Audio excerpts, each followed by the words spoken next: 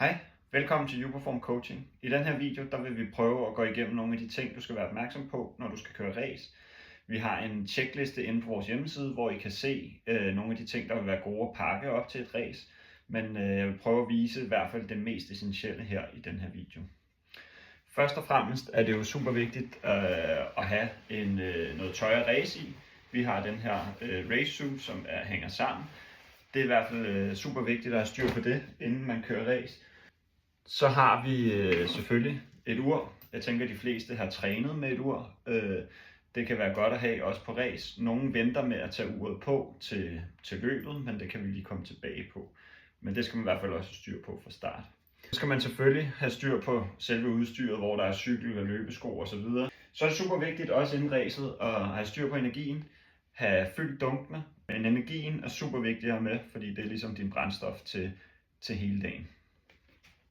Hvis vi starter ud med svømningen, så er langt de fleste svømmekonkurrencer eller triathlonkonkurrencer, der skal vi i hvert fald have en våddragt, som er noget af det vigtigste. Derudover så skal vi bruge en badehætte. Det vil du ofte få udleveret, men det er også altid en god idé at have en med selv. Så skal vi bruge svømmebriller. Selvfølgelig har du et par svømmebriller med, men det er også en god idé at have et par ekstra med. Hvis snoren knækker på det par, du har tænkt dig at svømme med, så har du altid et par ekstra med i tasken. Det er egentlig det vigtigste til svømmedelen. Så er det selvfølgelig vigtigt at få varmet op inden svømningen. Måske komme ned og mærke vandet. Bruge en elastik til at få lidt gang i kroppen. Måske lunde lidt frem og tilbage på stranden eller på en vej tæt på, sådan så kroppen er klar. Så er der selve cykeldelen. Der kan det være en god idé at have nogle elastikker med til at sætte sine cykelsko på, hvis man har prøvet det. Det er noget, man skal prøve i træningen. Man skal ikke gøre noget første gang til et race. Husk energi. Det skal jo være på cyklen, eller man kan have det i sin bag. Solbriller, hvis man kører med det. Husk at få dem pakket. Husk at få dem lagt ned i tasken. Og så er der selvfølgelig et par cykelsko, skal du have med. Nogle kører med strømper i cykelskoene, nogle kører med bare tæer. Hvis du er den, der gerne vil køre med strømper i cykelskoene, så sørg for at få det lagt ned i cykelposen inden start. Og måske det vigtigste af det hele, du kommer ikke igennem cykelruten uden at have en cykelhjelm, så den skal være noget af det første, du putter i din pose. Du kommer ikke til start uden en cykelhjelm. Så er der et nummerbælte. Det skal du også sørge for at have på. Der skal selvfølgelig være fastmonteret nummeret på, sådan så man kan genkende dig og ved, hvad nummer du har. Inden start er det selvfølgelig også super vigtigt at have sådan et chipbælte her. Der får du udleveret en chip, der sidder i. Det skal du altid have på foden inden start. Du skal ofte også bruge det, når du skal ind i transition zone for at finde alle dine ting. Mega vigtigt, ellers så får du heller ikke lov til at starte. På cyklen, hvis det bliver koldt, kan man selvfølgelig pakke en vindvest, man kan pakke en stor cykeljakke osv. Et hurtigt trick kan være bare sådan helt almindelige cykelærmer, som du kan rulle på armene. Hvis det så bliver lidt varmt i løbet af dagen, så kan du rulle dem af og lægge dem om på ryggen.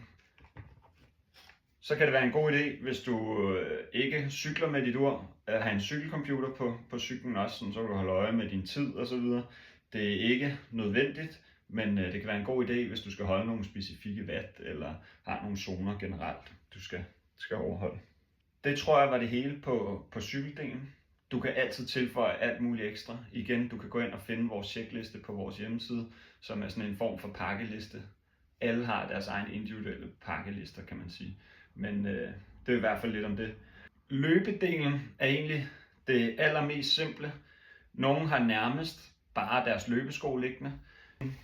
Nogle har en kasket, nogle tager først strømper på, nogle har solbriller liggende, alt afhængig af, hvad man har af erfaring og hvad man gerne vil have på derude. Igen, der er også nogen, der har sit løbeur og tager det på først, når de går ud og løber. Energi, mega vigtigt også på løbet. Sørg for at have noget liggende i din skiftepose. Det er ikke sikkert, at du lige kan få fat i noget fra start. Så det vigtigste på løbet, det er selvfølgelig løbeskoene. Man kan få masser af forskellige løbesko. De her bruger jeg selv. Her der er elastiksnørbånd i, det gør at man kan komme lidt hurtigere i. Her der er ikke elastiksnørbånd i, det gør at man kan låse dem endnu tættere fast på foden. Find ud af hvad der virker for dig. Lad være med at teste noget af på racedag. Har du ikke brugt elastikker før under dine træninger, så lad være at gøre det på racedag. Få det testet af inden start. En mega god ting også at have styr på, det er også, hvad skal du have på bagefter. Ofte så ankommer du til race i mere eller mindre almindeligt tøj. Du har måske din tri-dragt på inden under noget almindeligt tøj. Det kan du lægge og få fat i, men det er også vigtigt at have et håndklæde, have lidt sådan ekstra skiftetøj til efter racet, så du kan få noget tørt og rent tøj på, efter du har været i gang i de her mange timer til racet. Sørg for at få det pakket.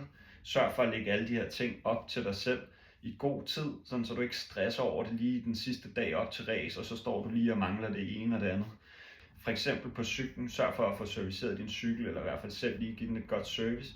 Sørg for at du har alle de tools, du nu skal bruge undervejs. Ekstra slanger, en pumpe, CO2-patroner, hvis du skal bruge det, plugs, hvis du kører med tubeless, alle de her ting, dækjern og så videre. Sørg for, at det er pakket, og du ved, hvad du har med, sådan så du heller ikke stresser op i hovedet, hvis du får en punktering eller et eller andet undervejs. Det tror jeg var det for os nu. Gå ind og kig på vores hjemmeside igen, hvis du har brug for nogle gode råd. Ellers tag fat i os. Vi hjælper jer hjertens gerne. Tag fat i os, hvis der er noget, vi kan hjælpe med. God træning og godt race.